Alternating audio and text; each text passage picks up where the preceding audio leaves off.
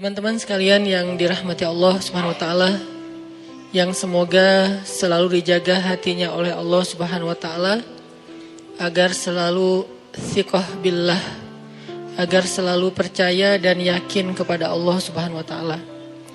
Karena kelemahan kita itu berawal saat kita mulai meragukan Allah.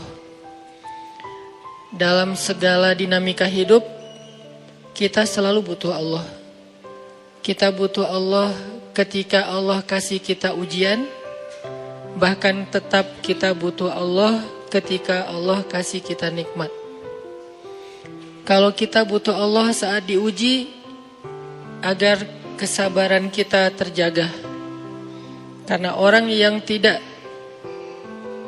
ditemani atau dibersamai oleh Allah Subhanahu wa taala ketika dia sedang diuji, maka dia akan mudah untuk berkeluh kesah, bahkan berputus asa. Kebersamaan Allah kepada dia saat dia diuji itu adalah Allah Subhanahu wa taala menghibur hatinya. Allah Subhanahu wa taala menenangkan hatinya. Allah Subhanahu wa taala menghidupkan hatinya dengan nikmat iman. Ala bidzikrillahi tatmainnul qulub. Innamal mu'minun idza dzukirallah wajilat qulubuhum. Bukankah dengan mengingat Allah hati menjadi tenang? Dan orang yang beriman apabila diingatkan dengan nama Allah, disebut nama Allah, maka hatinya akan bergetar. Ini bentuk Allah membersamai hambanya ketika dia dalam keadaan diuji. Allah menghiburnya dengan kalimat, alam yajidka yatiman fa'awa, wa wajadaka dhallan fahada, wa wajadaka ailan fa'aghna. Allah menghiburnya dengan kalimat, inna a'tainakal kautsar. Allah menghiburnya dengan kalimat, kalla saya'lamun, summa kalla saya'lamun. Allah menghiburnya dengan kalimat, la tahzan, innallaha ma'ana.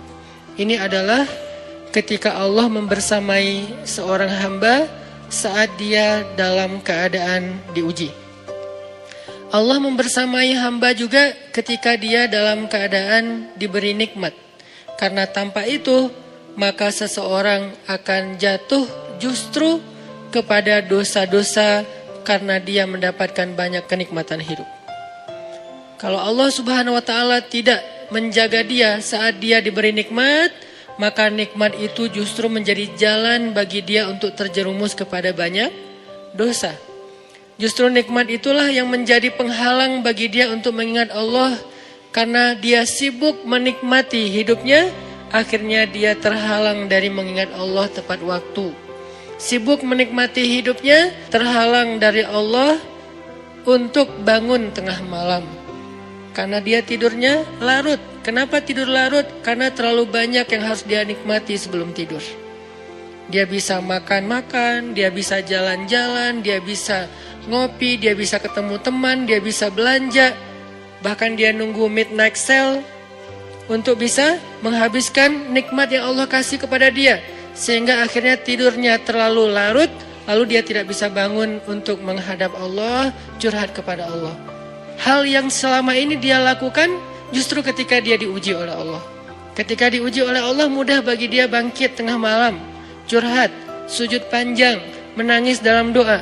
Ketika Allah kasih nikmat, curhatnya hilang, malamnya lelap, sampai bahkan subuhnya juga kelewat. Ini kalau Allah enggak membersamai seorang hamba ketika dia diberi nikmat. Sehingga orang yang seperti ini, kalau dalam keadaan seperti ini terus-menerus dalam jangka waktu yang lama, nanti dia akan terjebak di dalam istidraj.